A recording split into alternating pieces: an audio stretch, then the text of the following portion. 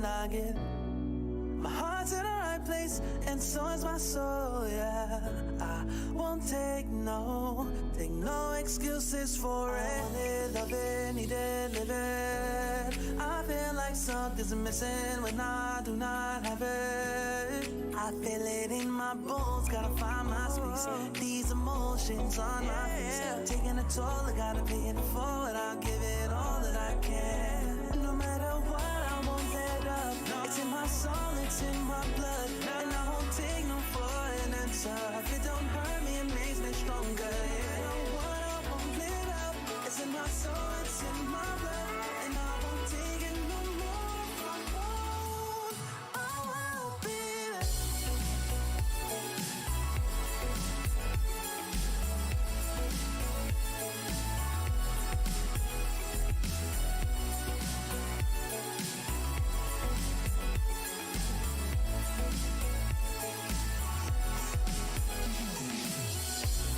Just leave it to me. I know what I need. You'll find if you see. And if you believe, you live and you breathe, you'll find the key. Lifting me, lifting you. Can't go alone, let's do by two. Doing this together, it's me by you. All through the night, all through the night. This is me, this is you. When we get together, we can all pull through. I don't ever wanna stop this groove. Let's get it right. Take it to the Lord, then take it to the grave. Listen to the wise man, tell me what he say. Listen to your heartbeat like it still bleed. A little bit of hope, yeah, it's what we still need. Say a little prayer for the moment. Give what you got, just go in. Can't hold you back if you own it. Live your life like a chosen. No matter what, I won't let up. It's in my soul, it's in my blood, and I won't take no for an answer. If it don't hurt me, it makes me stronger. No matter what, I won't let up. It's in my soul, it's in my blood, and I won't take it no more. I won't, baby. Just leave it to me. I know what I need. You'll find if you see.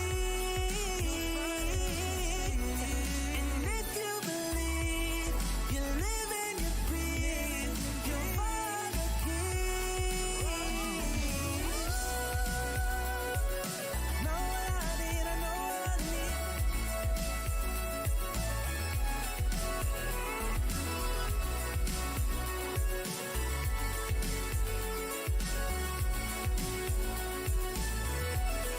You'll find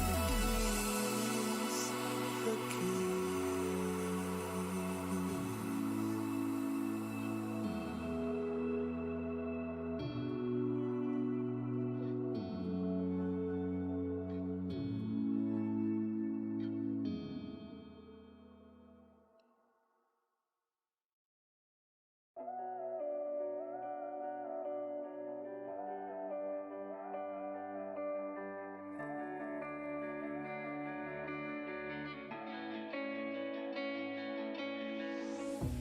Chasing love in an empty bar. Pour a drink till I make it past. The midnight hour seems to come and go, but I know. Walk on up with a drink in hand, sipping mixers cause you can. And all the lights begin to switch off. You're chasing the light, holding on for life.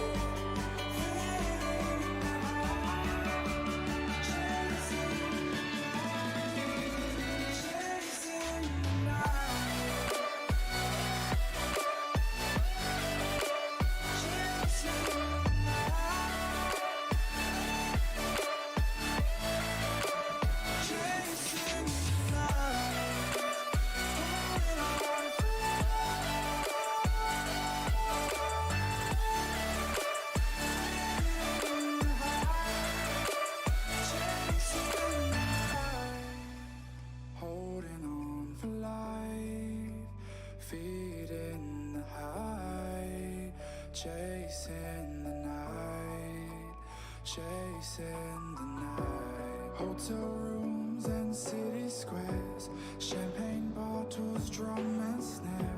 The sights and cities seem to fall away when you stay. Locked in love for a night or two, losing sleep just to get a few. Day to day you wanna stay out, you're chasing the light, holding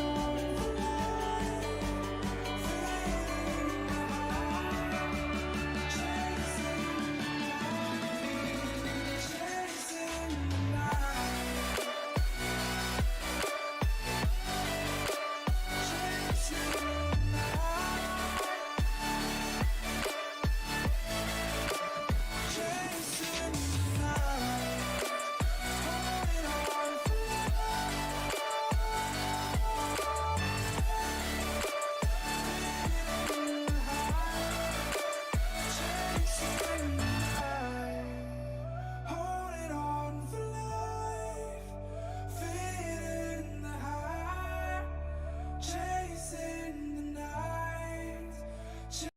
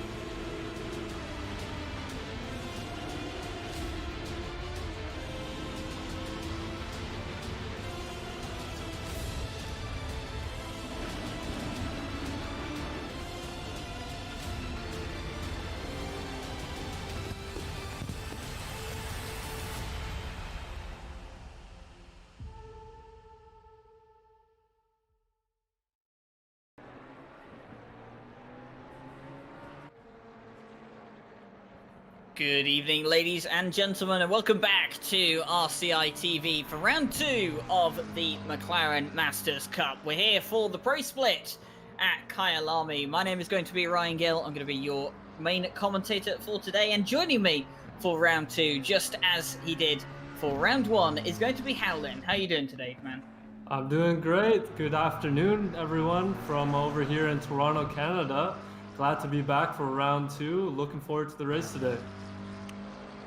Yeah, for sure. And, well, after quite an eventful round 1, where we had, let's say, monsoon-like conditions, we're here at Kyalami at the south of Africa, and we're here at, well, 20 to 7 in the morning to finish off the practice session. We'll be having a very nice early morning race here, but of course qualifying, which will be starting in just a couple of minutes' time, will be taking place at 6 o'clock in the evening local time. So definitely some nice shots here that you'll be able to see during qualifying. But what was the story of race 1? Well, it was the resident South African in the championship, Quade Claessens, that took the race win at a very wet Barcelona. He took the win quite dominantly. In fact, he was way ahead of second place Peter Hroba. Then of course it was Klaus Niering that finished in 3rd place after Marcus Stein spun out on the final corner of the final lap of the race and dropped down to 7th place in the order. Pulsitor Bart Matcher from the last race, he finished all the way down in 6th, and of course Joe McCauley, he set the fastest lap of the race in the previous race. He finished all the way down in 10th place, and they'll be hoping for a much better race here today in the dry, as we actually look at Klaus Niering just clip that anti-cut curb on the edge of Cheetah, and that is going to be a corner that we're going to be mentioning a lot more towards the start of the race. And of course during qualifying, this is Quade Claessens, of course, last week's winner. And as we await practice to finish, what are you expecting today, Howlin? Well, today preparation is going to be the name of the game. I know last week when it was the rainy conditions. I think adaptation was definitely a big thing that the drivers had to be ready for, because I'm not sure how many of these guys, usually prepare for wet conditions in their practice leading up to these events. But today, hopefully, everything is looking like it's going to be dry. Not 100% certain yet, but we're going to definitely see the hours of time that these drivers put in, and whoever put in the most effort and good practice is going to come out on top today. Yeah, practice definitely being so important for these races. We're looking at Alexander Guglia here for the nearly on pace team. The number 19 570S coming to the end. Whoa! Getting all sorts of out of shape, clipping Cheetah, and he's going to come back into the pit lane. And then it's going to be Hannes Robert who comes over the line. Practice coming to an end in just a minute.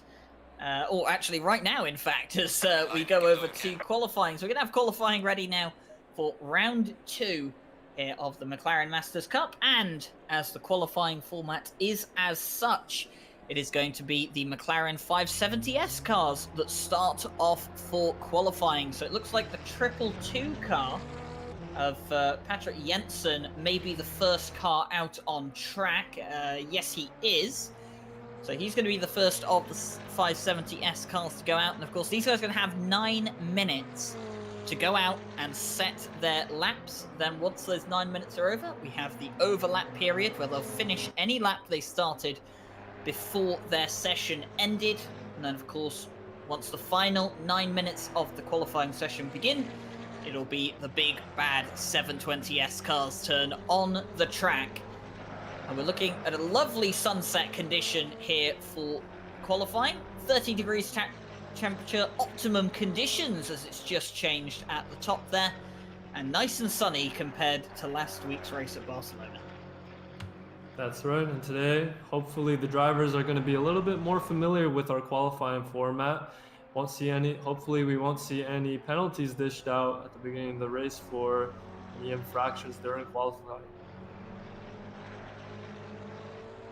Yeah, we did see a couple of people caught out from that last week, and we'll be hoping that that won't be the case this week, as of course those drivers, they've had a bit of a chat behind, after the race in the Discord, and things have been cleared up, and hopefully everyone understands, when they should be going out on track at the moment, and we shouldn't really have any more issues for this qualifying session. But here we go towards the end of the warm-up lap, or the out lap for a lot of these cars, and the GT4s, they do not have any tyre warmers on them as they come out of the pit lane, so the warm-up lap is so important for these cars to start their qualifying.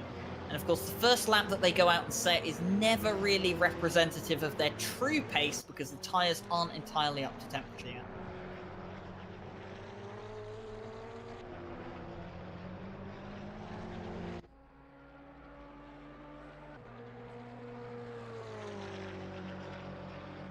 So here we go. It's going to be Patrick Jensen who is going to start us off for the GT4 qualifying. He comes into the kink, or goes through the kink, sorry, and then down towards turn 2. Then he'll come up through the Yuxke sweep and now into barbecue. Of course, Kyalami, one of these tracks, just building momentum throughout the lap. And now he starts the run down towards sunset, and then we're going up towards Clubhouse, this long right-hander here that you have here, and of course lovely evening conditions that we have here. Now into Clubhouse, nice and late on the brakes. Corner is a bit tighter than it appears, and now he'll make his way towards the S's. Nice and late there. Make sure you take enough curb on the inside and the outside. Don't go too wide or you will invalidate your lap. Now he'll make his way up towards Leocop, one of the tightest corners on the circuit. Got to go nice and tight apex here. Doesn't really do so in the 570S. Looking for a much wider line on the exit. Coming down Mineshaft now, and he'll make his way towards the Crocodiles. The Crocodiles, very tight right-hander here. Looks a lot tighter than it would seem when you come into it. Braking really late here. And of course, wanting to be fully committed. Don't go too wide, although to me it looks like Patrick Jensen taking it very tentatively here. And into Cheetah. the do-or-die corner. Ooh, very aggressive there into Cheetah. Right-hand side of the car off the ground, and then he'll come through Ingwe to finish out the lap up towards the timing line. Patrick Jensen, he will set the first time of the qualifying session. It's a 155.230, but it's immediately beaten by Grummark and then Sundstrom with a 151.4.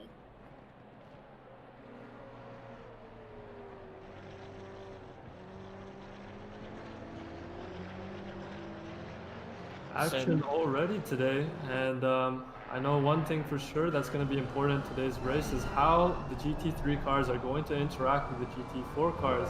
A lot of sections on this track are pretty narrow, and it's going to be hard to make the pass on the slower cars. So let's see how the GT3 drivers navigate the race today. Yeah, multi-class racing, of course, there's always that question mark, isn't there, over how easy or difficult is it going to be for the higher class, the faster class to get past. And, well, it's as easy or as difficult as either driver makes it, as I think we've just seen Patrick Jensen run into some technical difficulties there. And he's gone through the barrier, but we're on board with Mikael Sundstrom. We're on the splitter cam at the moment. Lovely, lovely perspective there with the 899 nearly on pace car. And of course, Mikael Sundstrom, he did not too bad, didn't he, at the first round in Barcelona for the GT4s. Of course, it was his teammate, Joachim Svensson, that took the win in the GT4 class, and Mikael Sundstrom finished second place, but it was, of course, the pole position and fastest lap of Jesperi Hilakallio that meant that Hilakallio is still ahead of Sundstrom in the championship. But Mikael Sundstrom, like a lot of these guys, taking so much of Cheetah.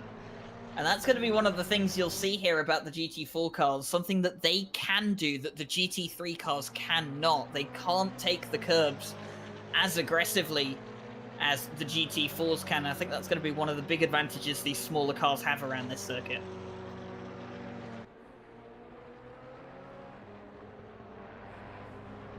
So, Mikael Sundstrom, Joachim Svensson, the two nearly on pace cars at the front in qualifying at the moment. Here is last week's winner in the 900 570S, and of course he did incredibly well throughout the race. Plenty of action despite the conditions that we had last week. And Joachim Svensson, well, he'll be hoping to put another good result on the board, hoping for another podium here today, but of course with what we are expecting to be some much better conditions for this race, I think it's going to be a lot more close between the GT4 field today. Right, and we're seeing some familiar names at the top of the leaderboard today. We just have about 2 more laps left for these guys to put in at the qualifying time, so we're going to watch out. Is anyone going to switch up to the order? Yeah, Alexander Guglia has now gone at the top of the timing sheets for the GT4 class, 151.198. And none of these guys threatening the 150 mark just yet. Maybe not quite having the pace, maybe the conditions not quite right for them to achieve those lap times. But look how close it is between the top 4. Svensson just 9 thousandths of a second behind Guglia. Sundstrom 39 thousandths off of pole position, and Vidamari just over a 10th of a second behind. The rest of the guys a bit further off the pace. Hilakallio only 3/10, and then of course it's Mark Brown and Hennes Robert, Luis Gaspar, Juuso Grummark and Patrick Jensen, who are a bit more off pace from these guys, but of course they probably weren't expecting to be in the pro class at the start of this championship. It's kind of just how it's worked out, but they can still be in for some very good points here tonight. Right, and we just have just a little bit of time left for qualifying, maybe an out lap and 1 hot lap left for these GT4 drivers. We're definitely going to wait and see if these guys can make any last-minute pips on the leaderboard. Yeah, it's not going to be too much more time as Alexander Guglia just goes too wide on the exit of Cheetah, and of course that's going to ruin his lap. Yeah, you can just see trying to take as much of Cheetah as possible, and well, that's the limit.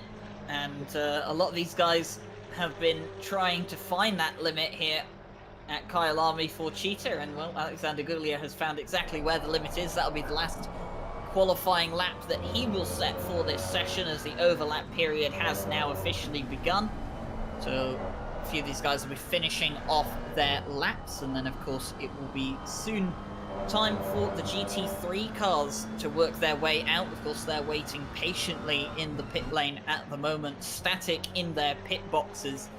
A couple of these guys might think about lining up at the end of the pit lane. That is something that was discussed in the multi-class championship that we had a few weeks ago about the qualifying session, and it was openly discussed and available that they can line up at the end of the pit lane if they so choose. But I think a lot of these guys may be realizing that the pressure loss that you get in your tires is not quite worth being the first out on track. So here we are towards the end of GT4 qualifying. Svensson's going to come back in. He doesn't think he can improve on his lap time. Luis Gaspar is 0.3 of a second up. He's going to come towards the timing line now. He will go over. He'll improve on his time to a 1:52.5, but he won't go any further up the order. Mark Brown has officially finished his qualifying session. Juuso Grönmark crosses the line to finish his session, and that should be it for the GT4s. All of their qualifying done and dusted, and only 30 seconds away until the start of the GT3 qualifying. We're looking at Quade Claessens here at the moment, and we do have someone lining up at the end of pit lane. It's the 777 of Steve Banks. See a couple of these guys wanting to line up at the end. They want to be the first out on track, and they've left it as late as possible to line up at the end of the pit lane. We've also got I think that's the number 69 of Boardman has also gone out, and now that the timer officially starts, you'll start to see all of these guys starting to come out now, and the GT3 qualifying has officially begun. And I just want to draw your attention to the qualifying order for the GT4 drivers. Only 2/10 separates the top 5 drivers in GT4. Today is shaping up to look like an extremely competitive and fun race. Yeah, it's definitely going to be good, isn't it? And Steve Banks, he's the first of the GT3s out on track. So he's going to have that clear air, assuming that he can stay ahead of some of the other guys behind him. And of course, that's what it's going to be. It's going to be a bit of a race to get out there. So of course, 9 minutes, it's not very long for a qualifying session. Of course, you know, most of these guys are probably used to 15, 20-minute qualifying sessions. I know, you know, in some cases we've seen 30-minute qualifying sessions, but, you know, this 9 minutes, it really does take it out of you, and especially at, you know, a bit longer tracks like Kyalami, you know, where you're looking at laps in the 140s. It's, you know, you kind of have to get out there and get your lap done as quick as possible, because an out lap here takes away a significant chunk of time. So, of course, a lot of these guys kind of just racing for position to be the first out on track. A couple of these guys also just taking their time, trying to find that clean air. And I think that's going to be a big point for a lot of these guys tonight, is who can find the clean air in qualifying and who's going to be held up in traffic. And the second point is going to be who can get a complete lap around here and not fall victim to the most notorious corner on this track, which is Cheetah. But Steve Banks will start the first qualifying lap of the GT3 session.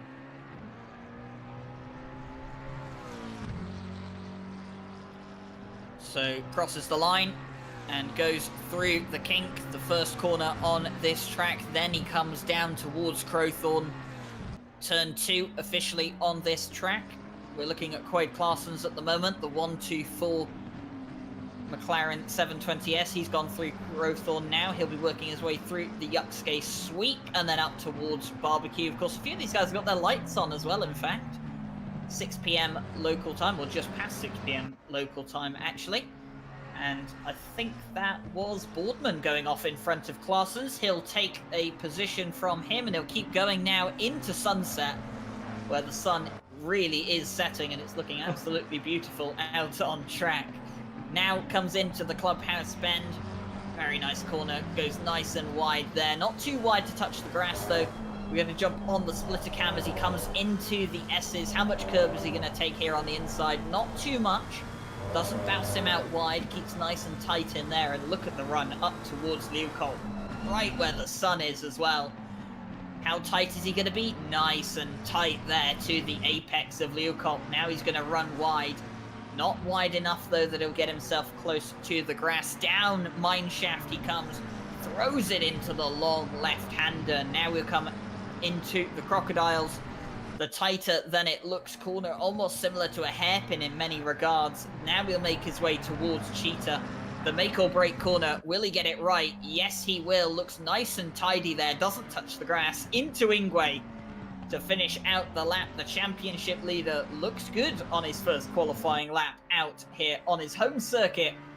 Banks will set the first lap of the session. It's a 1:44.0, but Quade Claessens will set a 1:42.3 to take provisional pole. Joe McCauley, who was the fastest man in the race at Barcelona, what's he going to do on his first qualifying session out? And he's going to have a 1:41.865. He'll take provisional pole off of Quade Claessens by almost half a second. So Joe McCauley looking incredibly good. And I think I've just seen someone disqualified by race control. I'm going to have to double check on that one though. Joe McCauley putting in a blazing fast first lap. We're going to see he set the bar. Can the other drivers break the 1:42 mark? That's going to be the bar to beat right now.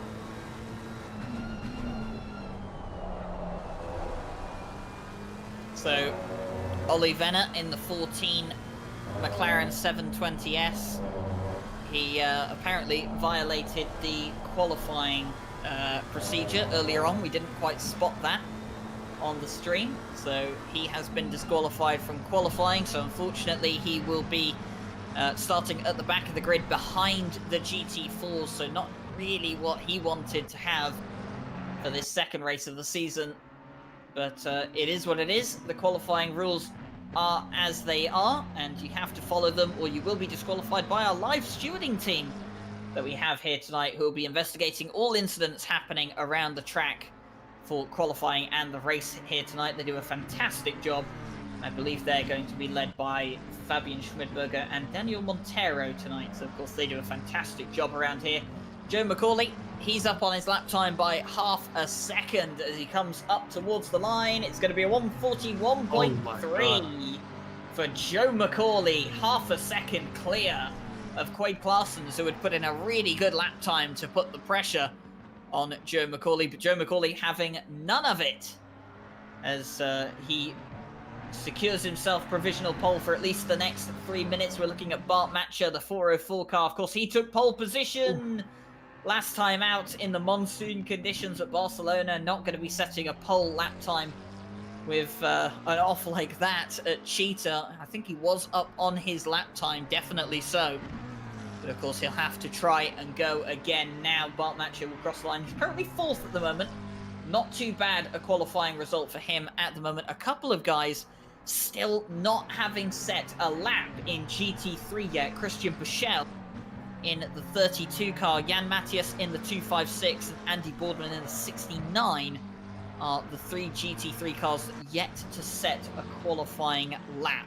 And they have not been disqualified from qualifying, it's just they haven't set a valid lap yet.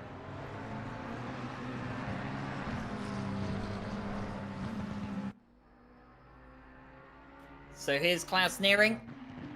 Of course, he had the chance to finish third place in the race last week, and now he comes through the final corner up towards the timing line. He's not up on his time, although he will improve on his time actually. It wasn't showing on the timing board, but he did improve slightly on his lap time. And of course, Klaus Neering managed to get a third place last week because of Marcus Stein having an incident in the final corner, just spinning out into the gravel trap. Let's see if he can make his redemption at today's race. Yeah, he'll definitely be looking for that. Bart Matcher, he's up on his time again, doesn't make the same mistake he had last time into Cheetah. And He's up by 0.2 of a second, loses a bit of time coming out of the final corner. Come up towards the timing line, he will improve on his lap time, but it won't be enough to gain him any places at the moment. He'll remain third. And Bart Matcher putting himself in a very good position to challenge for a podium here today as he starts what will be his final qualifying lap of the session. Peter Henneberg jumps up to 7th with his latest lap. Just about 30 seconds of the session remaining. And Joe McCauley looking like he's in a league of his own right now. The next closest driver over half a second slower, and that's Quade Clausen's last week's race winner. These guys have just 1 lap left to put in a time. Yeah, not too much time. This is Steve Banks. He was the first car out in qualifying. He's going to come up towards the timing line. Is this going to be an improvement on his time? It is. He goes faster by 0.4 of a second. It won't net him an improvement on his position, and that'll be the end of his qualifying session. Jonathan Bentz, he's going to come through the final corner now. He's 11th at the moment, 1.7 seconds off of pole position. He's 0.6 up on his lap time. He goes 0.7 quicker. He'll go into the top 10 with 7th place for qualifying. Very good. Christian Bichel finally getting a lap time on the board, the number 32, but of course he is struggling down in 15th place. He's only is he? How much is he up on his lap time? And he has gone quicker, actually, on his lap time, a 1:43.0. He'd jump himself up into 13th. As we see Bart Matcher now put himself back into 3rd place as Thompson had taken it away from him, but Bart Matcher will reclaim that position. Joe McCauley, he's going to come across the line. Is he going to go any faster? Yes, he will. 0.2 faster. It's a 1:41.193. And Joe McCauley will confirm himself as the pole sitter for the second race of the championship, and the man that looks so good out in Barcelona will be looking for redemption here today.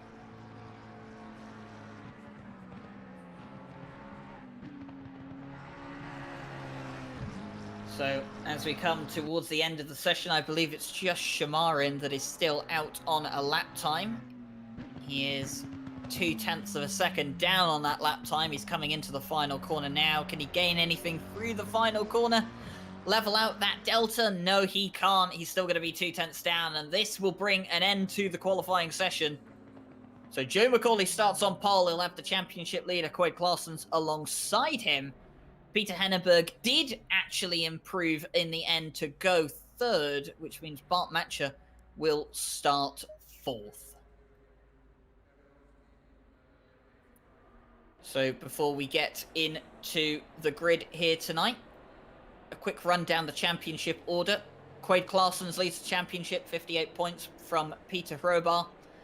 Then Klaus Neering and Anton Kuivalainen line up in 3rd and 4th place. Henneberg in 5th and Bart Matcher 6th. Stein 7th, Shamarin 8th, Steve Banks 9th, and Joe McCauley 10th in the championship. As for the GT4s, it's Joachim Svensson, Jesperi Hilacalio, Mikhail Sundström, Marco Kozic, and Juuso Grönmark for the top 5.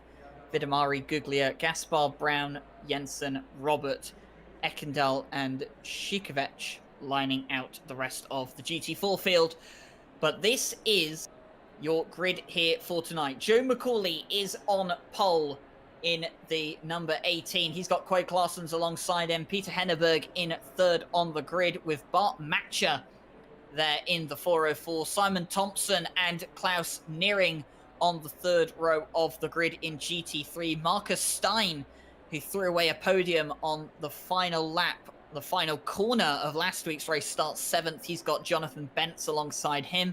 Tim van Wezenmijl will start in 9th. He's got Mikolaj Ponitsi rounding out the top 10. Andy Boardman and Jan Matthias in 11th and 12th. Christian Buchel has Andre Shamarin alongside him. And Steve Banks rounds out the last of the GT3 cars that did qualify. Jesperi Hilacalio will start out the GT4 field, and he'll be looking to hopefully take the win this time round. He's got Alexander Guglia and Joachim Svensson, the GT4 championship leader, behind him on the second row with the GT4 grid.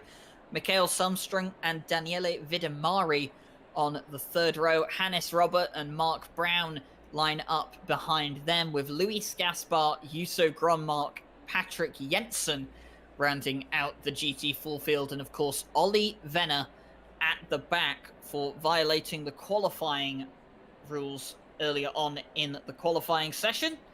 So he will be starting right at the back behind the GT4s, and he's got some hard work right from the start.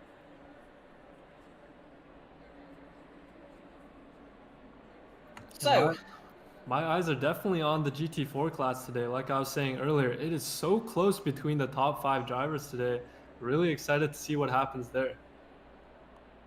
Yeah, it's definitely going to be close. I think, you know, I think a lot of the eyes are going to be on the likes of Joe McCauley here today.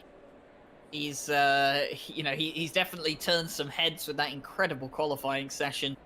And, of course, he's going to be hoping to take a win this time round. Of course, he took the lead of the race last week on lap 1 after Bart Matcher had a bit of a slow start. And, well, he won't be hoping to repeat those antics that he had on lap 1. And he'll be hoping to get a much better result this time round than 10th place.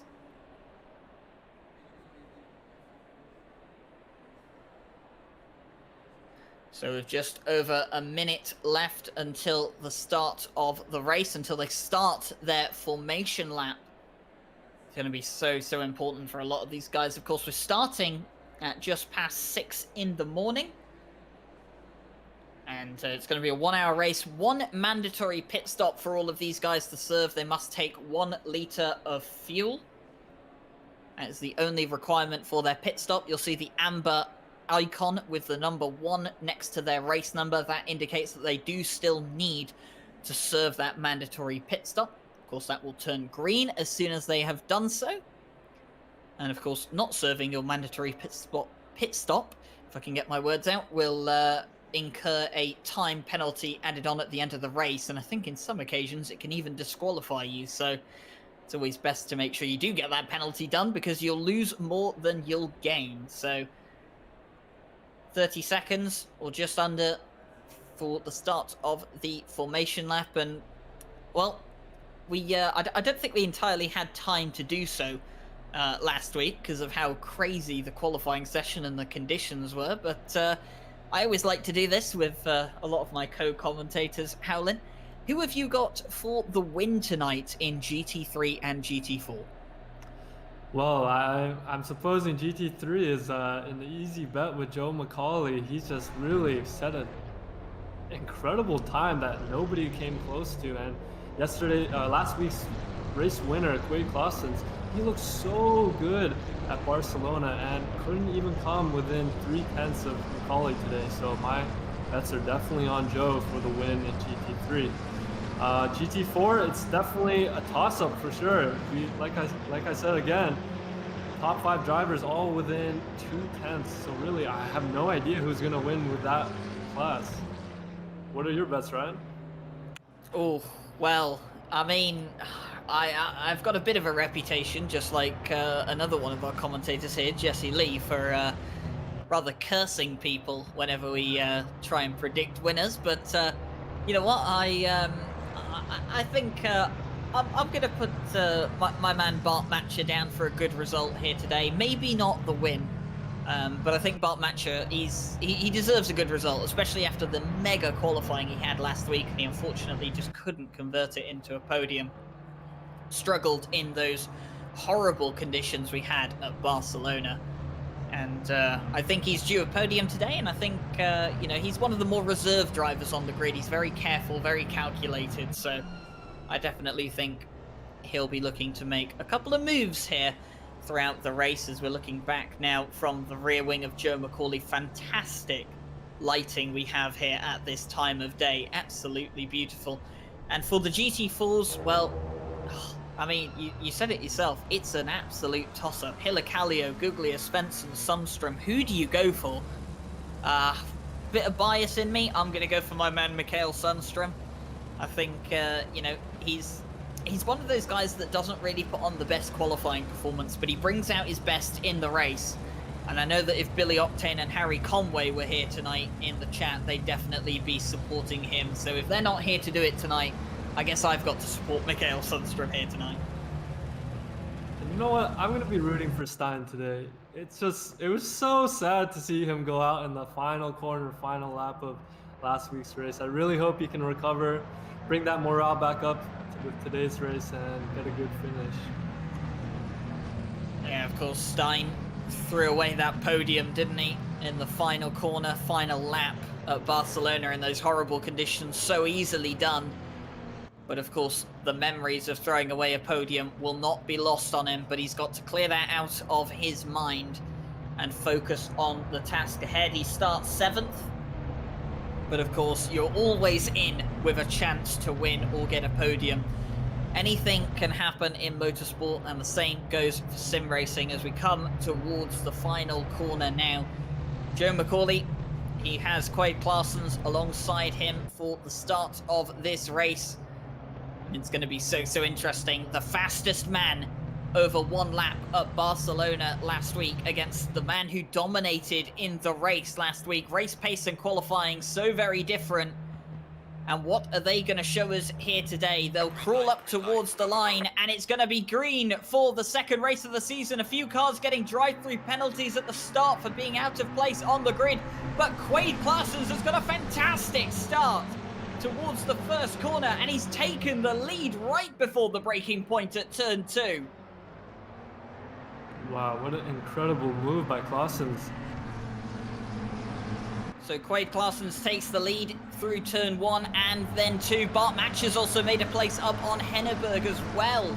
So that means that Bart Matcher's up into the podium places as we wait for the timing sheets to update. But I don't think Joe McCauley's going to settle for second place for very long, because he's going to look to take that position back from Quade Claessens. Going to be on the outside of Sunset, the inside of Clubhouse. And as they come through here, Quade Claessens is still hanging on. But I think Joe McCauley has just about done it here as Bart Matcher has a look into the S's as well. He's going to try and get a place on Quade Claessens, but I don't think he'll do it. No, he won't. Quade Claessens will stay ahead. But now Henneberg's going to look to take that place back from Bart Matcher, the one that he took right at the start of the race, but Bart has managed to keep it into Leeuwkamp. Oh, and I think we've had a bit of an incident as well, as Henneberg has disappeared off of the screen. He's still, oh yeah, he's dropping down the timing sheet now. So Henneberg, who was in 4th place, has had a bit of an incident at Leeuwkamp, and of course that's going to cost him a lot of time as he starts to drop down the field now. Quade Claessens under a bit of pressure. Oh, Bart Matcher, he's made a mistake, just gone wide, clipped a bit too hard on Cheetah, and of course he's gone spinning round. Don't think he got hit by anyone, so I think he has. Oh, Nearing, what a dodge by Nearing in the 23 McLaren. Incredibly good reflexes, and that will mean that he's still in the race and obviously now into a podium position. So my curse continues. Bart Matcher now down into 8th place, unfortunately, but he hasn't lost too much time. He's still close to this pack that are going to be fighting for a podium, so he has lost time, but he's not out of the race just yet. What an action-packed first lap. Oh my god, everyone's just shaking things up, back in the grid, back down the order. And like you said, we're gonna have to watch out for Cheetah. We just saw on the first lap when one driver just completely spinning out and putting in danger the other drivers following the pack. Yeah, definitely so. I mean, a spin there can be fatal, not just for yourself, but for other drivers as well. And Simon Thompson finds himself in 4th place at the moment. But of course, he's got Jan Matthias, Jonathan Bentz, Andy Boardman behind him. So of course, a train following him at the moment in the number 42 car, and down mineshaft they plunge. It's been action-packed so far for the first couple of laps, and we're going to see any more action-packed content coming into the Crocodiles. And I think Nearing, just having a bit of a look there, he might have been a bit deep on his brakes, but he gets through Crocodiles fine. They'll come into Cheetah for the second time at full speed, and someone's gone off in the background. That was Jonathan Bentz in the 310. He just clipped Cheetah as he was coming through just a bit too hard. We'll see a replay here provided by Jake Boswell, our broadcaster, and there you can see, got really lucky there not to go spinning around like Bart Matcher did. But Jonathan Bentz has lost a couple of places now, and he's got work to do. Meanwhile, in the GT4 field, Jakim Svensson has taken the lead from Hilakallio. So Hilakallio, who qualified on pole, has already been dethroned for first place, and now Mikael Sundström is going to be looking to take that second place off of him. The nearly on pace cars swarming the Team Sisu McLaren at the moment, and you can just see in the background there, that's Vidamari in the 230. But what's happened to Guglia? Because he was quite high up as well. I think he was second on the grid for sure, and now he's down to sixth, sorry, in the GT4 class. So he's had some troubles. Of course, a couple of guys have had to go in and serve drive-through penalties early on in the race for being out of position on race start. So that has thrown a bit of a curveball, as we're already starting to see the likes of Stein and Van Wiesemeil working their way through the GT4 order after having served those penalties.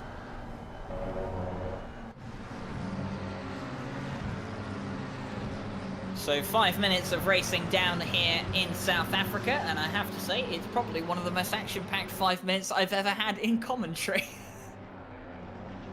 Yeah, not too sure what happened to Guglia. He did drop down in the order, but he's still not too far from the front of the pack of the GT4s. There's only about, it looks like just over 6 seconds separating him from the first place driver in GT4. So Guglia will be looking to get right back into it, and Vidamari going wide there just to let the 555 car of Marcus Stein through. And he's working his way through the GT4 traffic as we believe Venner has come into the pit lane. So Ollie Venner, who started all the way at the back of the grid, he's come into the pit lane, and he's going to be serving his mandatory pit stop very early on in the race, trying to get himself out of traffic, I'd imagine.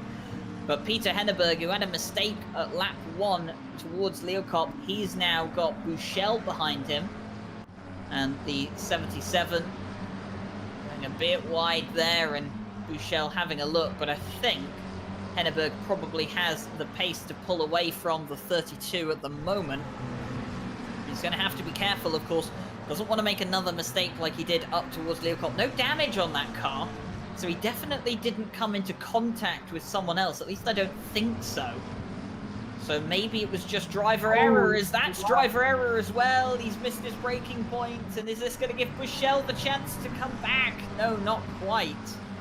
But Henneberg, 2 mistakes at Leeuwkop in the space of a few minutes. He's going to have to get that corner right sooner rather than later. We'll see. Can he defend his position under the pressure? I remember last week we saw Henneberg. He was making a fair bit of mistakes out on the track. So let's see if he can hold it down and keep this P9 with these 2 drivers right behind him.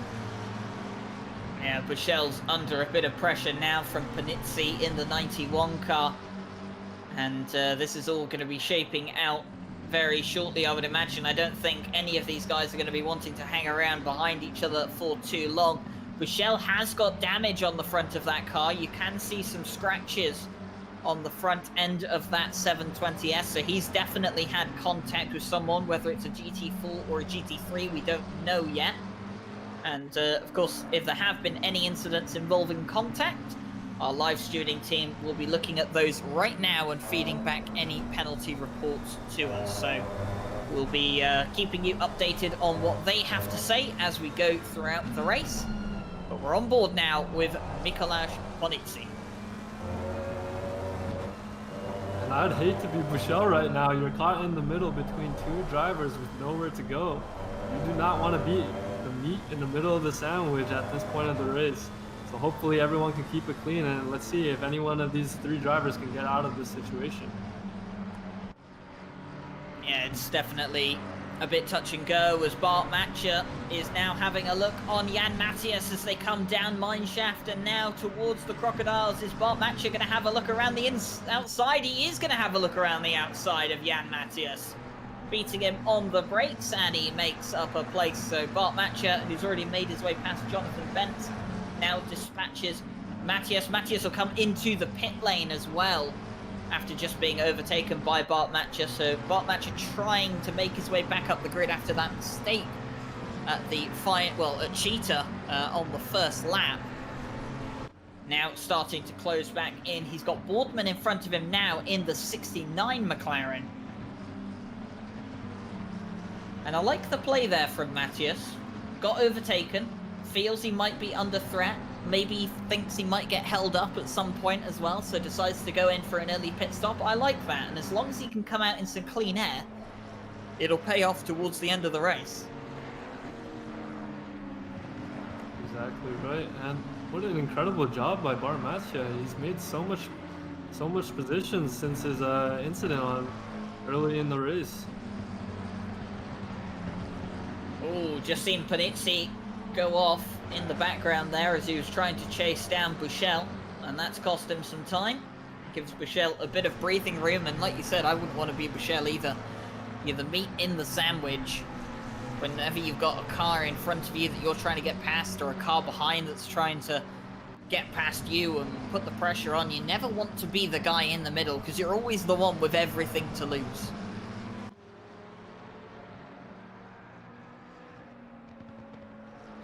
Heading back to the GT4s, and Mikael Sundström ahead of Hilikallio. He's trying to chase down his teammate Svensson. They're nearly on pace cars. Well, they're definitely on pace in the GT4 class, that's for sure. And a few scratches there on the side of Sundström's car, so he's already had a bit of bodywork bashing for someone. Maybe Hilikallio, maybe someone else, but he's going well at the moment in second place. And Vidamari now trying to close onto the back of Hilikallio. Hilikallio seems to do very well in the qualifying, but then maybe struggles a bit in the race. That consistency might be a concern for him, but he does seem to be sticking here with Mikael Sundström, not letting him get away from him. So, of course, this is still going to be very, very close. And you can see Guglia just looming in the background there as well. Yeah, and it's really a close race between these GT4 drivers. They're still so close to each other, and now we're almost 12 minutes, just over 11 minutes into the race. It's amazing to see.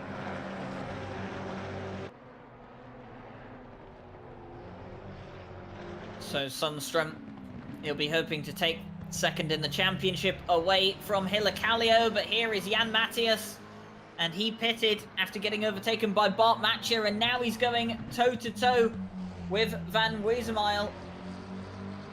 And Van Weesmile is going to get past Jan Matthias, so that'll frustrate Jan Matthias. He came in, he went for a pit stop to try and find some clean air, and now he's caught up in a battle with a car that still has to serve a mandatory pit stop. He's going to try and take it back through Sunset and now into Clubhouse, but Van Weesmile still going to have the inside line. And is he going to keep the place? It looks like he is. They'll come towards the S's now. Jan Matthias is going to be on the outside. It'll turn back into the inside as they come through the S's now, and Van Weesmile not going to go too wide. He'll have the inside line for Leeuwkop. They're still side by side here, as I think Van Weesmile has finally got the move done into Leeuwkop. My word, incredible racing there between the 11 and the 256, and this will be frustrating Jan Matthias so much. And he's going to try and take the place back now into the Crocodiles, and he's not quite going to have the room, but he's going to have Van Weesmile going wide. And he's going to tuck back in behind as they come towards Cheetah. Nothing doing there, and Jan Matthias has made a mistake, and he's going to turn around, and he's tapped the wall. That's the frustration getting to him. He couldn't get past, and we see him cracking under the pressure, making a mistake at Cheetah, the infamous corner. Oh, you hate to see it. Yeah, that'll frustrate Jan Matthias a lot. Of course, you know, Jan Matthias had already done his mandatory pit stop. Van Weesmile hadn't. But of course, Van Weesmile doesn't have to give up the place. They are still racing for position. Even if one of them's done a mandatory pit stop, he's still got every right to race for that position. And of course, he was fully intending to race for that position. So, you know, Van Weesmile didn't really do anything wrong there, and it was fantastic racing. And unfortunately, Jan Matthias now Well, he's made a mistake. He's got some damage on that car, and he's got to try and recover what he can now, as Mikael Sundström looking a bit twitchy here, as he's under pressure from Hilacalio. So got past Hilacalio, but Hilacalio not quite letting him get away with it. And of course, he doesn't want to fall into the clutches of Vidamari. We do have some penalties, by the way, coming out from our live stewarding team. Incident on lap 1, turn 10, involving 23 and 77. So that's Nearing and Henneberg. So we saw Henneberg go off on lap 1.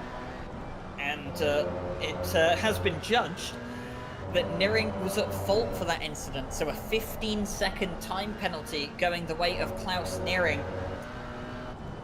And then, of course, 19 and 91. So 91 is Ponizzi. And 19, in fact, as I look down the order at the moment, is Alexander Guglia.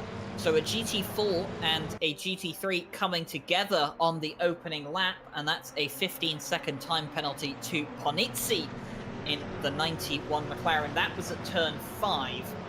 So penalties being handed out for the incidents on lap 1. And it all looked fairly clean, to be fair, from our perspective, except for the Henneberg and Bart Matcher incidents. But of course, Bart Matcher, you know, only himself to blame in that incident. Unfortunately, didn't get caught up with anyone else. And Henneberg, well, we found out what happened to him. And Nearing now has a 15-second time penalty to show for it, as we see Joachim Svensson and Mikael Sundström getting overtaken by Steve Banks, making his way past. He's made his mandatory pit stop already, so he's going to be going to the end of the race now. And Mikael Sundström now going to be looking to take the lead of GT4 away from his teammate Joachim Svensson. And just look how close it is between the GT4 drivers. The battle is still on 16 minutes into the race. Who's going to come out on top? It's switching every minute, it seems. Yeah, the GT4 is looking so competitive here. Just to keep you up to date on what's happening in GT3, Joe McCauley leads the way by 3.2 seconds over Quaid Claessens. Klaus Nearing is in 3rd place, but he has that 15-second time penalty, which he will serve when he comes in for his pit stop. As Bart Matcher, I'm just seeing here, is side by side with Andy Boardman. And that means that Bart Matcher's going to have the chance to take 5th place. They'll come into sunset. Matcher's going to be on the outside line, not the ideal line to be on. And he's going to tuck back in behind Boardman. And he'll have to wait again as they come into Clubhouse. Look how close he is to the back of Boardman, almost pushing him through Clubhouse as they come in towards the S's. So Bart Matcher, a man on a mission, wants to recover those places that he lost. The benefit he has right now is the 3rd place man, Klaus Nearing, as Bart Matcher. Absolute dive on the inside towards Leukop and got it done. Maybe he feels that that wasn't entirely fair though, because he's moved over to the left-hand side and he's let Boardman go back through. So good sportsmanship there from the likes of Bart Matcher to recognise that maybe that was a dive bomb, maybe it wasn't entirely fair. And maybe there was a bit of contact in there as well, and he's decided to give the place back. Good showing there from Bart Matcher. To me, it just looks like a bit of hard racing. And, you know, we were talking before qualifying today. We love this track. There's just so many opportunities for overtaking and battling. It's really a shame that we don't see Kyalami more often. Yeah, and if you're wondering what happened to Bart Matcher in that scene, he has gone into the pit lane to serve his mandatory pit stop, so he's decided that now is a good time to do so. Meanwhile, Mikael Sundström still chasing down his teammate whilst under pressure from Hilacalio, and you can see Vidamari there just falling into the clutches of Alexander Guglia. So GT4 very close after 18 minutes of racing at the moment. I was just going to give you a rundown of GT3 earlier on. Joe McCauley, Quaid Claessens and Nearing lead the way. Of course, Nearing with that 15-second time penalty. That means Thompson, Boardman, Bentz, Henneberg and Buchel, and I think also Panizzi would all move up at least one position. Maybe Shamarin in there as well would have the chance to move up a place, although not entirely sure. He'd probably have to close up the gap a bit more at the moment. So that is your top 10 for GT3. Everything still fairly quiet at the moment, except for the fact that Jonathan Bentz is catching up to Boardman. But GT4 is still action-packed as Mikael Sundstrom riding the curb at Cheetah to try and get as much of an advantage as he can. But I think he maybe took a bit too much curb because he's finding himself a bit under pressure from Hilacalio now. But he got a good exit from Ingwe in the final corner, and he's going to make his way through the kink now and down towards Crowthorne. Turn 2. Is he going to have a look on the inside for Joachim Svensson for first place? No, he's not. He's going to keep himself behind. And the nearly on pace cars dominating the GT4s at the moment. But they're keeping it exciting between each other as Mikael Sundstrom is trying to pressure his teammate into a mistake.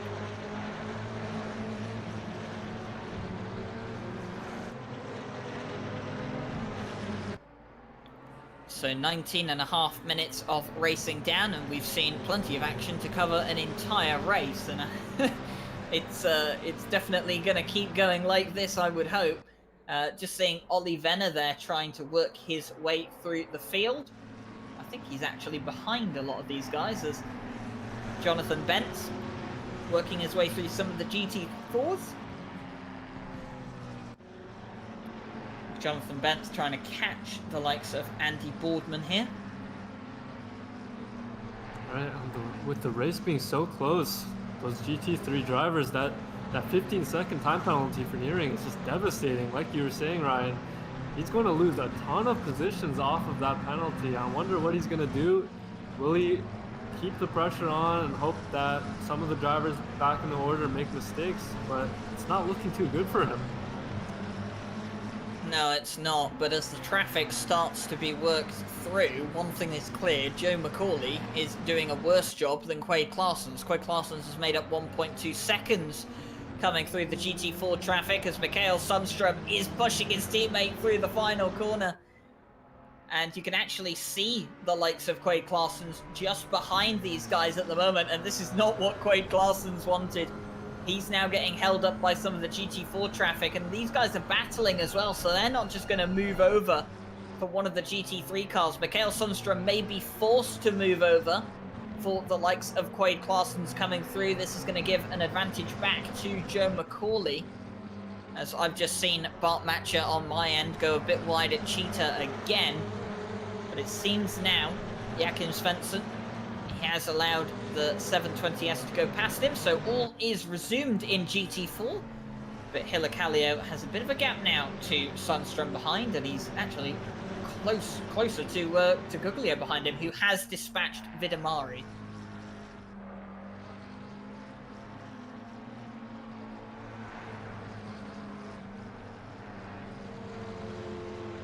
Well, a beautiful morning race here at Kyalami has not disappointed so far.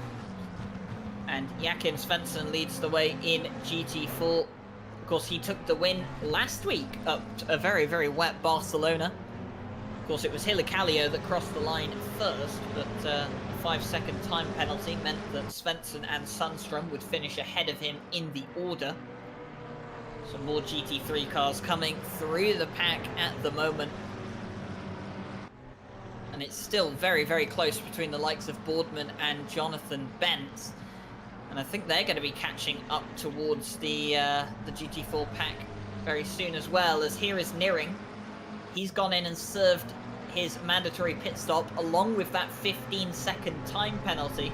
That's put him behind Vesemile, who hasn't done his mandatory pit stop, but we've seen from Vesemile before that he's not keen on just letting people by that have served that mandatory pit stop. He wants to race everyone he gets the chance to race, and of course he has every right to do so. So going to see if Nearing will find it easy or difficult to get rid of the number 11 McLaren.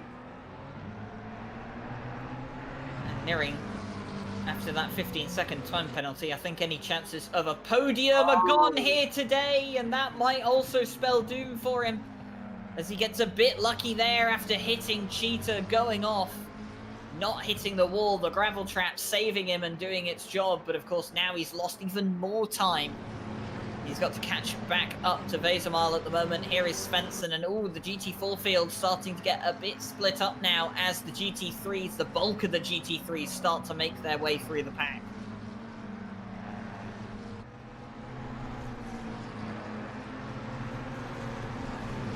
Henneberg round the outside through the S's. Fantastic seeing these GT3 cars lap the GT4s. Multi-class racing. Such a unique element. And, Luis Gaspar has just picked up a 30-second stop-go penalty for speeding in the pit lane. That'll have been allocated by ACC as Joachim Svensson goes a bit wide through mine shaft and now towards the Crocodiles. That'll allow Mikael Sundström to close back up to him.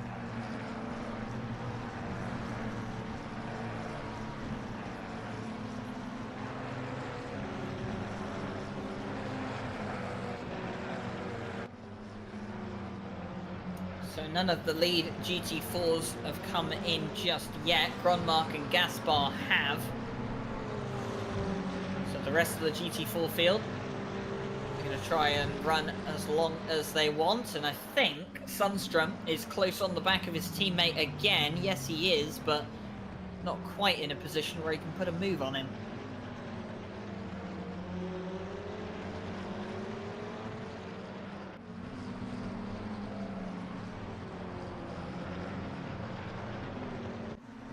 Oh, bit of a mistake there from Svensson coming out of barbecue. And is Sundström able to capitalise on it? No, I don't think so. They'll come into sunset. Going to be on the outside line. He's going to have the inside line coming for Clubhouse. He's going to have a go. This is going to be the first proper move he's had all race. And contact between the teammates. And Svensson's off into the grass. Sundström coming together with his teammate. Oh, there'll be words after the race, I am sure. And that's not a good look on Mikael Sundström. He had the inside line, but I don't really think there was anywhere else Svensson could have gone. So I don't really think Svensson's going to be to blame for that incident. Right, it's definitely just not enough room at that corner to make a move. Let's see what happens now. For his teammate put back in the order. Yeah, he's lost quite a bit of ground, hasn't he? 5th place now in the GT4s for Svensson. So that means the stewards will be having a look at that incident. Maybe it's judged as a racing incident. They'll have all the angles, all the inputs. They'll know everything they need to know to make the decision that is the right decision. And we'll await what they have to say. We haven't had any more penalties come through since the ones that were reported on the opening lap. So that's quite good, because it's hinting at it's been quite a clean race so far, bar lap 1, which you always do expect to be a bit touch and go. So they're doing quite a good job at the moment, as we can see Henneberg in 6th place. He's got Bushell pressuring him behind.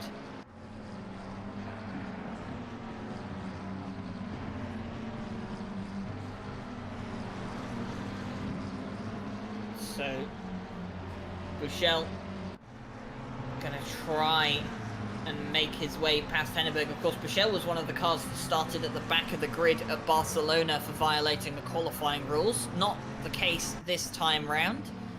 Did get to do his qualifying session. But the race hasn't entirely gone to plan for him, so he's going to be trying to work his way back up the order. Alright, and that number 32 McLaren of Bushell has been following the purple and 77 McLaren of Henneberg for a long time now. It's definitely heating up between them, and it seems like they've lost Panizzi trailing behind them. Yeah, someone who hasn't been lost is Klaus Neering, though, the number 23. He's on the inside of the number 11, Wesermal, going deep into Leeuwkop, and Neering's going to get his way past. As we just see one of the GT4s coming back on track. I think that was Luis Gaspar, who was just off track. Yes, it was the 34. So Neering makes his way past the number 11 of Van Wesermal, who is still yet to do a mandatory pit stop. And Van Wesermal actually looks pretty eager to take this back, actually, as Klaus Neering makes a mistake, a cheater again. And that's going to cost him the place that he just made up on Van Wezenmile. And, oh, it's the second time today we've seen the same driver do the same mistake at the same corner. And all the hard work has just been undone. He cannot afford to be doing those kinds of mistakes, and you can see he's pushing really hard to try and recover after that 15-second time penalty, but making mistakes like that is not going to help his case. Yeah, definitely not. And, well, we talked about Cheetah in the build-up, and, you know, we said it'd be a significant corner come qualifying in the race, and it is such a significant corner. I mean, it really is. I like to call it the make or break corner because it will ruin you if you get it wrong. But if you get it right, you know that you don't have to deal with it again for at least another 1 minute and 40 seconds. Right, but there really is a lot of time to be made if you do that corner on, like, head on, right? If you get it good and quick, there's a lot of time to be made. Yeah, a lot of people usually a bit tentative into Cheetah because of its reputation, because they know what it can do. You know, it's kind of easy to not throw it into that corner and lose quite a bit of time, but like you said, so much time can be gained by getting the perfect apex on that corner and not going too wide. Someone who's had a near perfect race so far, Joe McCauley in the 18 McLaren, leading the way at the moment. And Quade Claessen's 11.2 seconds behind at the moment. Quade Claessen's been caught up in quite a bit of traffic, so Joe McCauley leading the way as we reach the halfway point. The championship leader, though, he's still looking good. If he can pick up a second place here today, that'll still do him very well, and he'll still lead the championship, of course, because Joe McCauley's 10th place will not be good enough to mount a retake for the championship lead just yet. But of course, we do still have 4 rounds to come after this one here at Kyalami, so still plenty of the championship to go. As Simon Thompson finds himself in 3rd place at the moment in the number 42.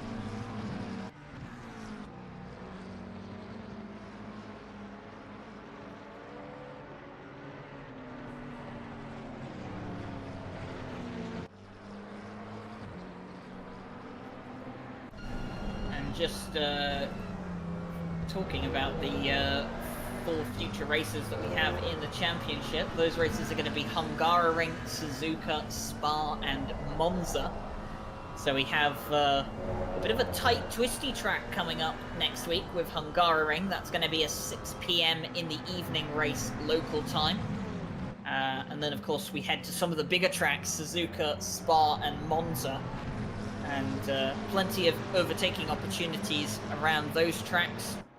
And of course, very big, spacious tracks as well. So multi-class racing really shouldn't be too much of an issue. And I think Monza for the final round of the championship is going to be the one that I'm looking forward to the most, to see how the slipstream of these rocket-like cars is going to be.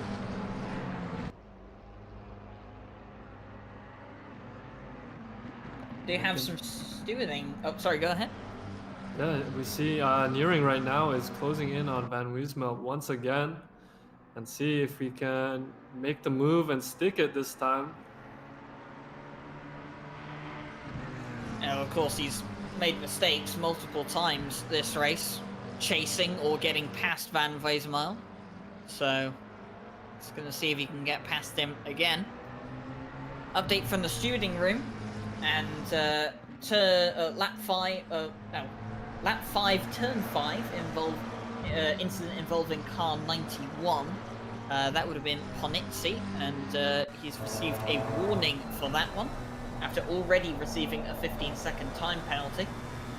Lap 10, Turn 11, car 404, that's Bart Matcher, and car 69 of Andy Boardman had a bit of a bit of bodywork scraping that was a bit excessive in the steward's eyes, so it's been a warning for car 404, as it's believed that that car initiated the contact, as we've seen just a replay there of Nearing getting past Van Wezenmile, so getting the job done. Hopefully he can keep it this time through Cheetah. And next we have the 777 of Steve Banks and car 14. Car 14 will have been one of the GT4s, I imagine. And I can't actually see who that is on the timing board. Car 14, Ollie Venner, who has DNF'd from the race already. Well, he's picked up a warning, but of course DNF'd. And then lap 13, turn 13, 777, 14, and triple accident. And it's resulted in a 15-second time penalty for car 777. So that's your penalty report from the stewards, and if there's anything else, we will keep you up to date.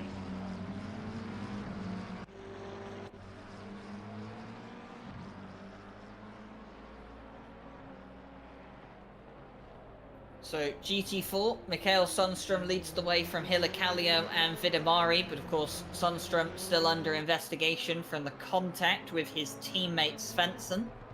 Svensson has been in and served his mandatory pit stop, by the way, so he's got that out of the way. And Hilakallio could find himself on the opposite end of the situation he was in last week, where Sundström might pick up a penalty and Hilakallio's there to reap the benefits.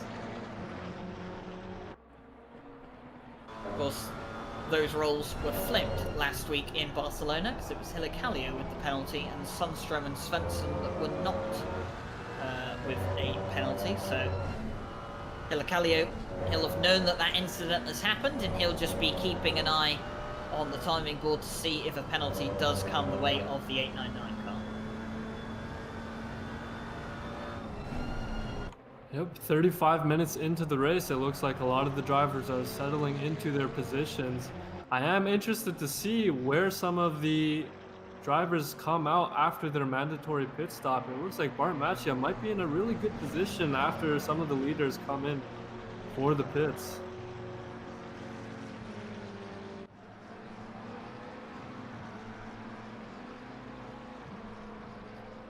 So just under 25 minutes of the race remaining, and it's been action-packed the first half of the race, and of course things starting to calm down a bit more now in the start of the second half of the race. But, well, if there's one thing I've learned with ACC races, is that everyone loses their mind in the last 5 minutes. And we definitely saw that last week. That's so for sure. Definitely keep yourself on the edge of your seat. Anything can happen at any point in time, and of course a few of these guys now have some gaps between each other.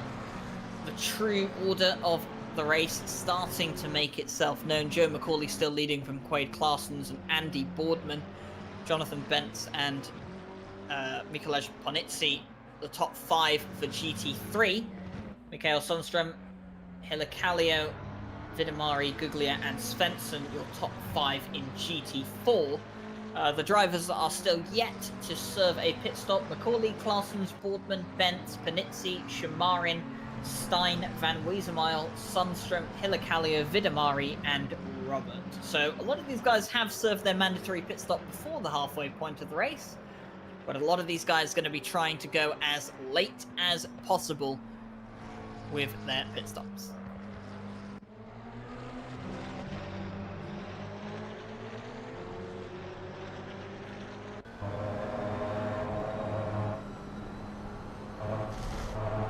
So we're looking back from the 570S. We're on the rear diffuser of Mikael Sundström. We were.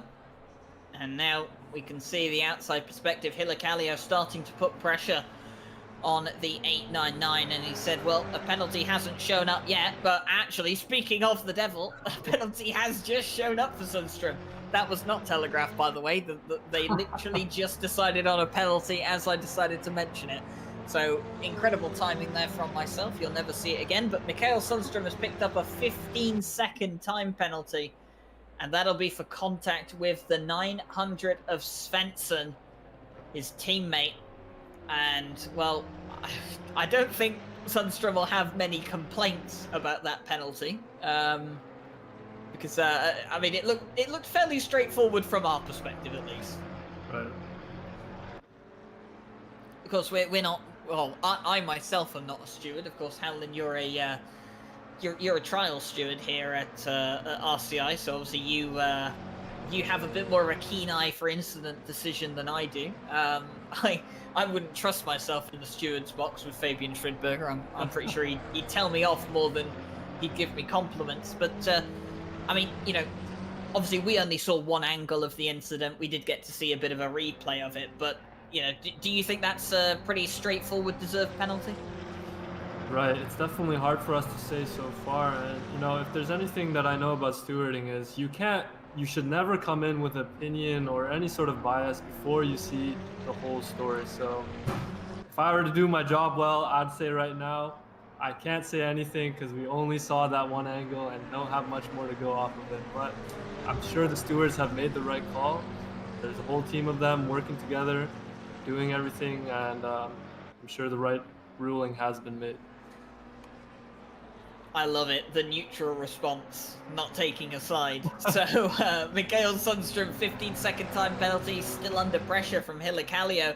And Sundström will now go into the pit lane, and Joe McCauley, the leader of the race, will come in right behind him. So, the two leaders from their respective classes come in. Hilakalio will now take over the lead of the race, and once Sundström has served that 15-second time penalty in the pit lane during his pit stop, Hilakalio will definitely be leading the way, and in theory that 15-second time penalty should put Sundström behind Svensson, but we'll have to see how all that shapes out.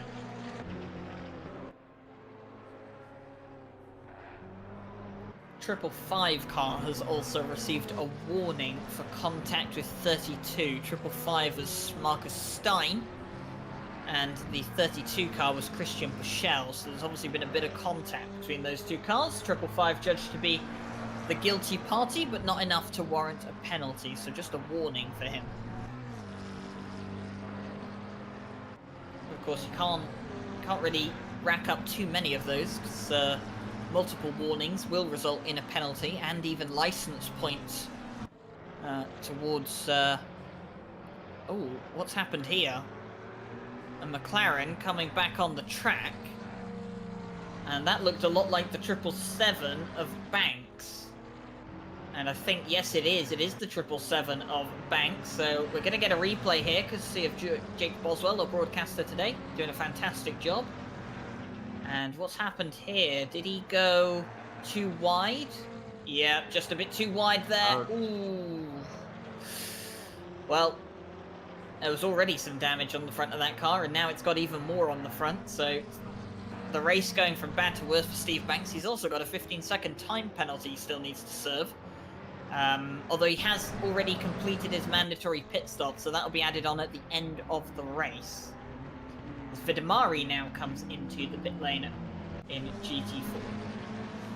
Right, and if I can draw your attention to the top of the leaderboard, like I was saying earlier, Bart Macchio looks like he's in for a really good finish right now. Seemingly, let's say P3 maybe after the top two, Claessens and Boardman, come in for their pits. He really did a great job, and it's always tough when you're one of the guys in front of the pack pits early. It's a really lonely race, and you really have no idea what's going to happen after everyone comes in for their pits. So he's done a stellar job to stay up there. He's put himself in a really great place. Definitely has, and Marcus Stein will come into the pit lane, which means Henneberg will go up to 5th, and Bart Matcher, I think he's definitely in with a chance of a top 3 here, and that'll be good for him, especially considering the mistake he had on the opening lap going through Cheetah. Maybe he would have thought that his chances of a podium would have vanished there, but he's stuck to it, he's kept it consistent, and he's managed to, most importantly, keep that car out of the wall and undamaged, because that'll be one of the most important factors in how his car has gone so far today. And Svensson is ahead of Sundström, by the way. That has been confirmed to us now that Sundström has completed his pit stop, so the 15-second time penalty doing exactly what it needed to do, because now Mikael Sundström is only about half a second behind Svensson, so they're exactly where they were before the incident began, and hopefully Svensson doesn't have too much damage on the back end of that McLaren. It doesn't really look like it though, doesn't seem to be any big scratches either, so I think his car is fine.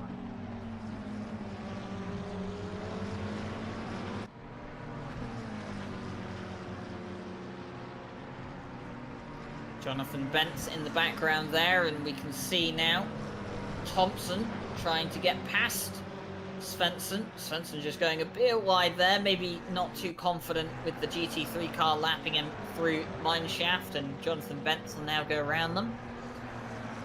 So the nearly on pace cars set to scrap it out for whatever remaining position they'll be competing for, expecting the remaining position for them to be competing for is 4th place, as Vidimari, Guglia and Hilacalio are definitely going to be further up the road from them. And only 4 cars remaining that have not pitted: Claessen's, Boardman, Van Weesmile and Hilacalio. And of course we just have 16 minutes of this race remaining here on this lovely morning here at Kyalami. Coming close to 7 in the morning. 23 degrees track temp, optimum conditions. Some clouds starting to show in the sky. But of course, no rain in sight, which these drivers will be so happy with. Especially after last week. I think they've had their fair share of rain for the whole championship. Right, and now they're getting their fair share of cheetah. Well, they are getting their fair share of cheetah, and the GT4 cars even more so than the GT3s. They're riding it, 2 wheels definitely off the ground. In fact, it might be a bit of a competition. Who can get their wheels highest off the ground gets a bonus point from me. Won't be added to your championship total, though, I'm afraid. As we look at Joachim Svensson, he's nearing past him right now, nearing down in 8th place. Of course, salvaged a podium for himself, didn't he, nearing, after Stein made a mistake on the final lap last week. But not really going to be in the position to do so this week. Finds himself 7.2 seconds off the pace, and I've just seen Henneberg on my end. He's just had a mistake, and I wonder if that's happened through cheetah. The 77 car has made a mistake. He was off. We're going to get a replay here, courtesy of Jake Boswell. And he comes through the crocodiles now. It's all looking nice and tidy. It was towards the last corner that I saw him come off. How does he go into cheetah? Does he take too much? Yeah, the back end just too much. Spins it around. Back end taps the wall. Hit the soft wall, more importantly.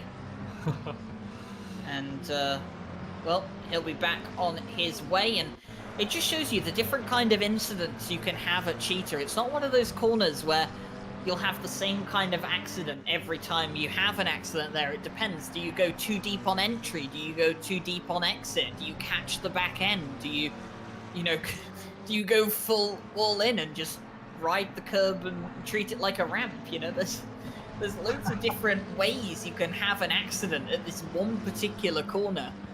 And, well, we've seen quite a few different accidents here today so far in the race. Joe McCauley, though, he was the provisional race leader. And look at this. He's on the back of Boardman for 2nd place. And Craig Claessen's is just up the road. And both of these are still yet to do their mandatory pit stop. Joe McCauley has almost got an entire pit stop on Quade Claessen's. That is just insane. And I'm glad that McCauley was my bet for the race win today. It's really looking like there's nothing anyone else can do to take away P1 from him today. Yeah, he's definitely been the pick for today. Joe McCauley, of course, incredibly quick driver. And very well known here around RCI and quite a few other communities as well, the Sim Grid, and previously in community that I used to work for, Redline Motorsport, you know.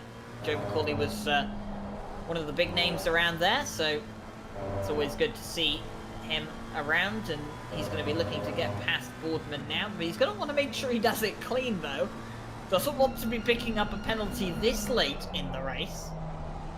And, of course, Boardman has every right to defend his line at the moment, because this is 4th position. So I think Joe McCauley, because he knows he has almost a pit stop on both of these guys, he might just take it easy. But no, he's going to go for a move on the inside. Forget taking it easy. This is Joe McCauley we're talking about. He didn't take anything easy, and he's going to have the inside line through Crocodiles. He's going to have the inside line, and he's got it through Cheetah. Nice and clean. Well done. Boardman comes into the pit lane and oh, who's off in the background? Someone off in the background. I think that was a GT3 car, but I'm not entirely sure. Was that Steve Banks again? Oh, this might be a race to forget for Steve Banks, but you know, I'm still impressed. He's kept it strong and kept it going in the race despite everything that's happened to him. I think it was Steve Banks again. We're going to get a replay, and it was Steve Banks. Oh my word. Well, he is incredibly lucky to not end up in the wall after hitting the curb that hard. My word. 14th place at the moment for Steve Banks. He's not having a great race, and of course, not really making itself any better with hitting the curb like that. But he's definitely going to win that bonus point that I said about for who can get the most wheels off the track.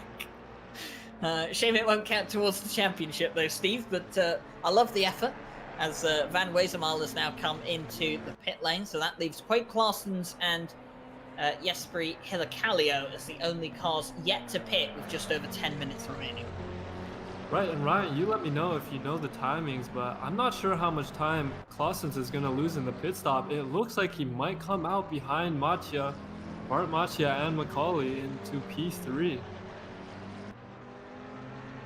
Oh, well, it's going to be interesting, isn't it? Because Boardman has come out behind Bart Matcha, and he's 4.9 seconds behind Bart Matcha. Now, that's important information to know, because Boardman was only 2.5 seconds behind Claessens. So, with that logic, and if my maths does not fail me, which I am not the best at maths, I will be honest, I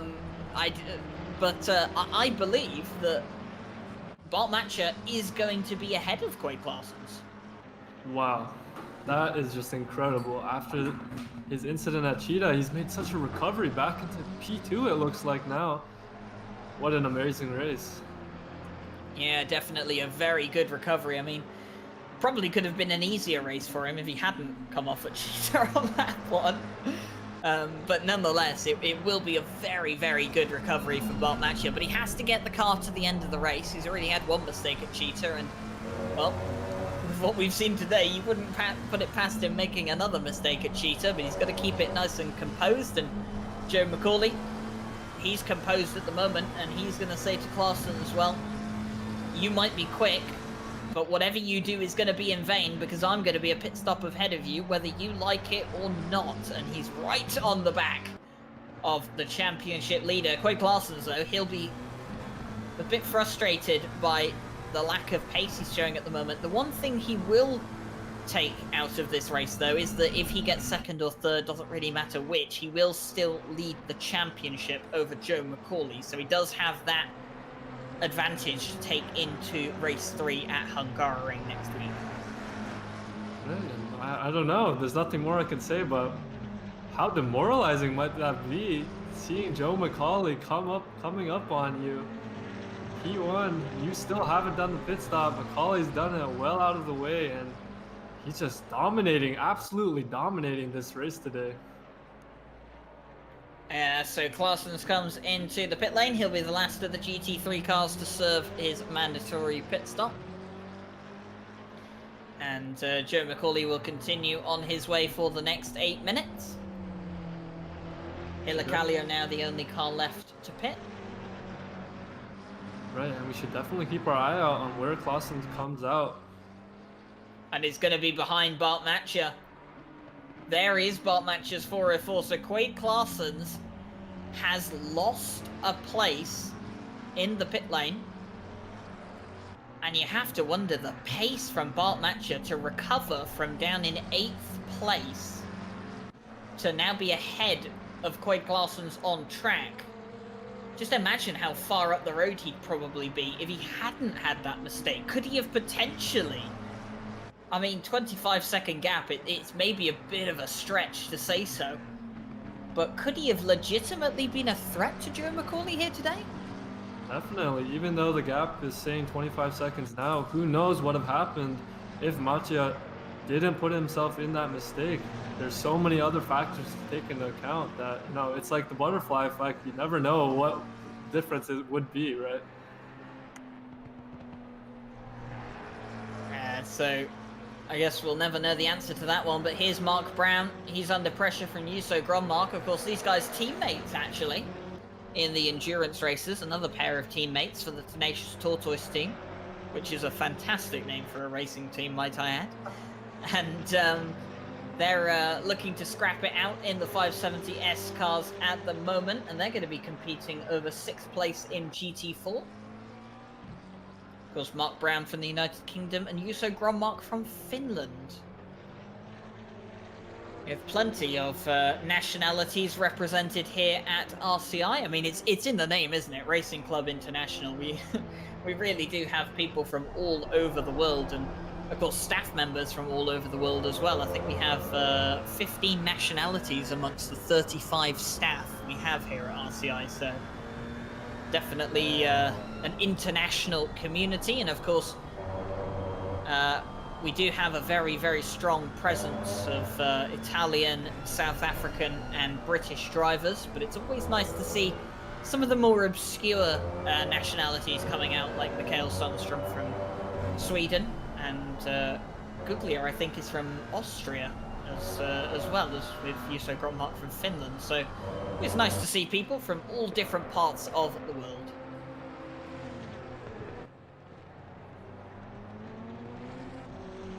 So 5 minutes of this race remaining. It's been action-packed. The first 5 minutes of the race were absolutely crazy. But of course, the last 5 minutes of the race can always throw something interesting up. I'm looking actually right now, and yes, this is it. This is the battle brewing in GT3 at the moment. Jonathan Bent, Simon Thompson, and Peter Henneberg. Well, it's all closing up between these guys. These three competing for 5th place at the moment in this race. And just a few laps left of this race. Henneberg, of course, who had that incident at Leeuwkop on the first lap with Niering. Niering behind him, of course, now, 4.5 seconds back. He shouldn't be catching him unless he makes any mistakes. But how much can Henneberg recover from this race, I wonder? He's closing in now to Thompson. And Jonathan Bentz, actually, I believe, is also a South African racing in this series. So he's, of course, racing on home turf. You can see the look from the back here. You can see Simon Thompson, and there's Peter Henneberg. Simon Thompson has a look on the inside. Bentz is going to close it off, though. Nothing doing there for Thompson, but he's had his nose up the inside. Bentz knows he's there now, and that's going to really start to put pressure on the 310 McLaren.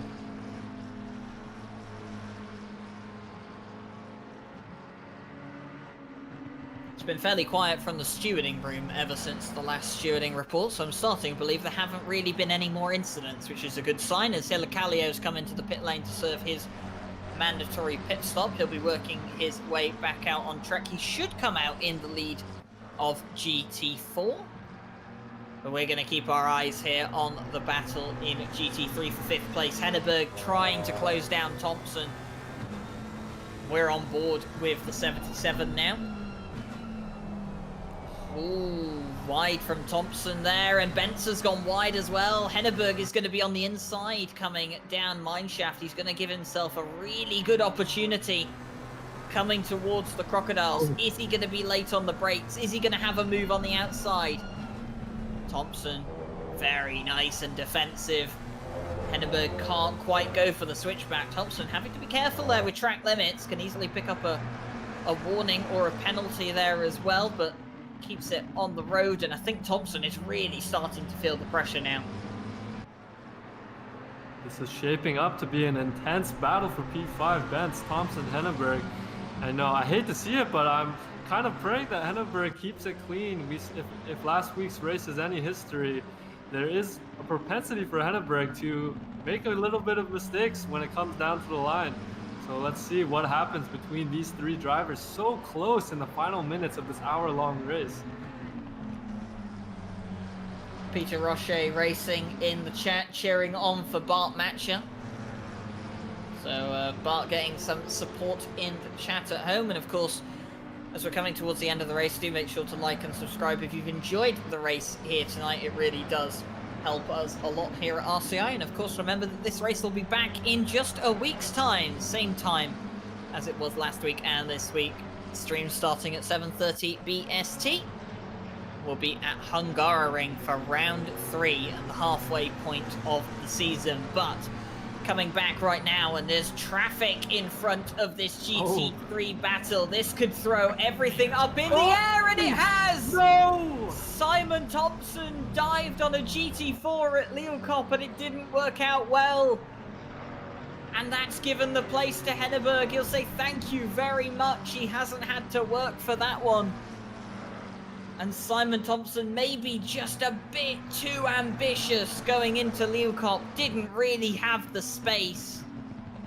And it's an unfortunate incident there. There may be a post-race penalty coming the way of someone. I won't quite give a judgment on who, because of course we didn't really see the entire picture there. But unfortunate there for Thompson. This is Quaid Claessens though. He's under pressure from Boardman as well. Claessens might not even end up on the podium come the end of this race. The championship leader under threat. And this is going to shape out very interestingly indeed. Hilakalio leads GT4 from Guglia and Vidamari. They're all spaced out quite well here. Sundstrom has overtaken Svensson and gapped him as well. GT4 looks all said and done. Comfortable gaps between all the drivers. Doesn't look like there will be anything going in that class in terms of changing positions, but everything still to play for here with Quaid Claessens and Andy Boardman. Look at that, the two wine-colored 720S McLarens coming down to the line. Yeah, and of course, Quaid Claessens, championship leader, he's going to be hoping that he's the one in front come the end of the race. Boardman had a look on the inside at Leeuwkop, not quite doing there. Joe McCauley, he's driven the perfect race. He'll cross the line to take the win. Hilakalio will win the GT4 class as well, just to add to his championship tally. And now on the outside, and collided with Claessens. Claessens has had a bit of a drift outside. Boardman will take the position. And contact there between the 69 and the 124. Not entirely sure who may have been at fault there. We'll have to see. Post-race investigations pending for the podium places. It's not going to be decided on track. It's going to be decided post-race. Boardman will take a provisional third from Claessens fourth. Bartmatcher did get second place, by the way. Bentz will take fifth. Henneberg sixth, nearing seventh. And it should be Thompson in 8th, Michelle 9th, Shamar in 10th, Panizzi in 11th, Stein 12th, and Van Meesmile in 13th. Banks having already crossed the line in 14th for GT3. Guglia and Vidamari rounded out the podium in GT4, Sundstrom and Svensson 4th and 5th. Brown did finish ahead of Gronmark by only 0.2 of a second in GT4, with Robert and Gaspar rounding out the field. But it's a well-deserved win for Jesperi Hilakalio. It was on the other end of a penalty debate in this race. And Joe McCauley is, of course, the overall winner in the GT3 class. What a race today. Action all the way to the end. Amazing job by all these drivers today. Yeah, absolutely incredible. And I did say that everything gets a bit crazy in the last few minutes of the race, and it definitely showed itself again here today. And as you can see now on the streams, the scenes of the Kyalami circuit as the race has now finished. And of course, we will be looking forward to next week for Hungaroring. It's going to be a really, really tight track for these GT3 and GT4 cars to go around, but I'm looking forward to seeing how they do at Hungaroring. It's one of my personal favorite tracks, and I think it's going to be really, really interesting. So thank you very much for everyone for joining us here today. And of course, do like and subscribe. It really does help us out. Big thank you to Jake Boswell. He's been the broadcaster here today, doing a fantastic job with the camera angles and the quick replays as well to catch all of the action that we've needed to see a second run of, and some of the accidents that we didn't quite catch first time round. So he's done a phenomenal job. Thank you very much, Howlin, for joining me in the commentary box. You're starting to make a name for yourself now in commentary. Yeah, great. I love it. It's always fun. I'm happy to be back. Looking forward to next week. Yeah, definitely. And a big thank you to our stewarding team as well. They give up so much of their time to look into incidents, and, well, they're going to have some post-race investigations to do as well. So big credit to them. They deserve a lot of love for the work that they do. And yes, it's been an incredible race, an incredible stream, and, well, we'll be back next week. But there is something else happening this week around at RCI. Not sure if anyone's heard the news yet, but the boys are getting back together. Yes, that's right. The Endurance Championship kicks off this Friday, and, well, if you were a viewer of the Redline Motorsport Endurance Championship that unfortunately never got finished, you will know that the commentary team consisted of myself, Jesse Lee, and George Smith. The trio, the Triforce, as we were called back then. We're getting back together for the Endurance Championship. That kicks off on Friday. George Smith will not be present for the first race, unfortunately, so it'll just be Jesse Lee and myself in the box. But besides that, he will be with us for the rest of the championship. So that's kicking off Friday. Definitely look forward to that. It's going to be absolutely fantastic. But of course, we'll be back here at the same time next week for round 3 at Hungaroring. So thank you very much for watching, everyone. From everyone here at RCI, we hope you enjoyed the show and enjoy the rest of your evening.